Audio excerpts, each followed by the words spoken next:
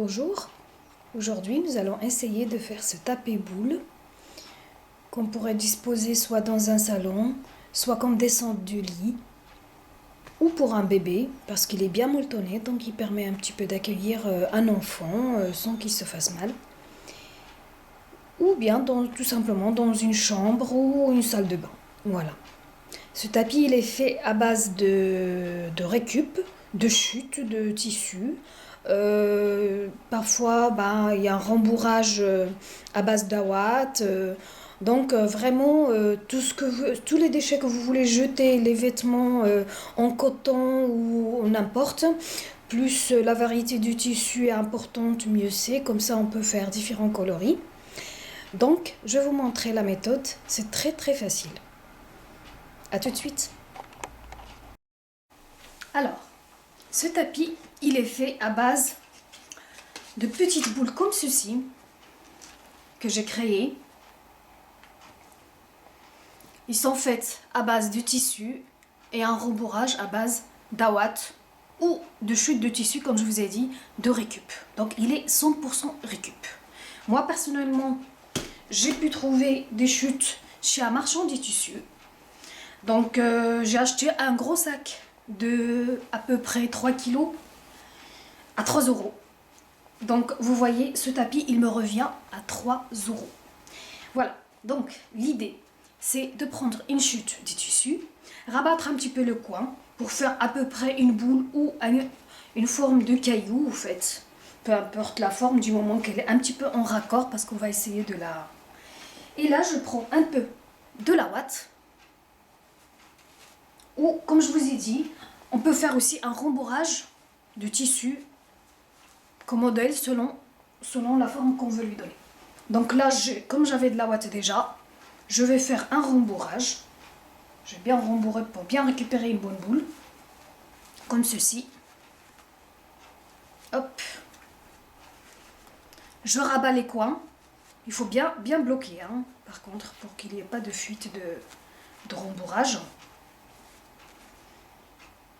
Alors, et je vais prendre une aiguille et un fil. Alors, comme vous voyez, je vais vous montrer la particularité. Je l'ai un peu tordu. J'ai pris une aiguille normale, plate, de tricot, hein, de laine. Et je l'ai légèrement tordue pour pouvoir la filer rapidement. Parce que comme ça, quand je fais la courbe, vous voyez, elle monte vers le haut, facilement. Donc c'est une petite astuce, hein. Vous n'êtes pas obligé de courber votre aiguille. Hein. Mais regardez, c'est plus facile. Après, je peux facilement récupérer l'aiguille. Donc, ma boule, vous voyez la face qui va être au-dessus, elle est bien faite. Et le dessous, peu importe, du moment qu'on arrive à ranger. On fait un tour.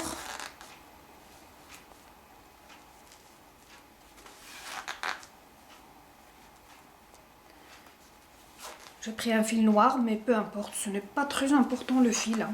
C'est juste pour être en raccord, mais il faut rester sur le même fil. Puisque j'ai plusieurs coloris, je ne vais pas à chaque fois changer de fil. Voici. Hop, il faut bien la fermer par contre pour qu'il n'y ait pas de fuite de rembourrage. Voici.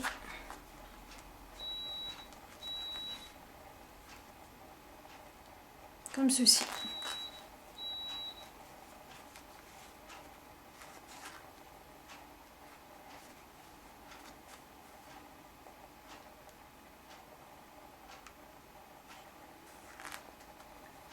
Donc moi je vais vous montrer une ou deux boules.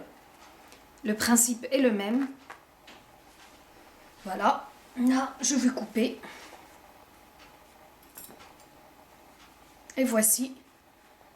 J'obtiens ceci. Alors, une fois que j'ai fini la boule, donc je vais essayer de la coudre. Donc je vais prendre mon tapis patchwork, comme vous voyez. On va essayer un petit peu de varier les couleurs. Il faut faire attention aux couleurs. On ne met pas le blanc à côté du blanc. Donc je vais mettre comme ça pour que vous puissiez voir. Voici. Et là, je vais essayer de le coudre ici. Puisque j'ai un ensemble de noir On va le maintenir un peu comme ça sur les côtés légèrement. Et on va commencer à coudre. Vous voyez, le coin sur le coin. On regarde le... C'est comme une mosaïque à monter. Il faut regarder le coin qui est adapté. Voici. Vous voyez le fait de courber légèrement l'aiguille, elle remonte plus facilement.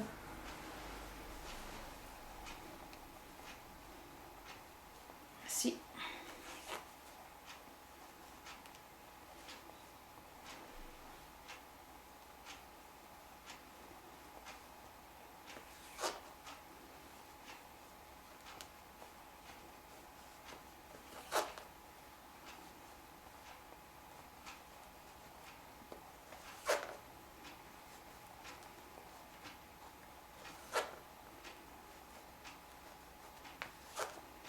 C'est vraiment...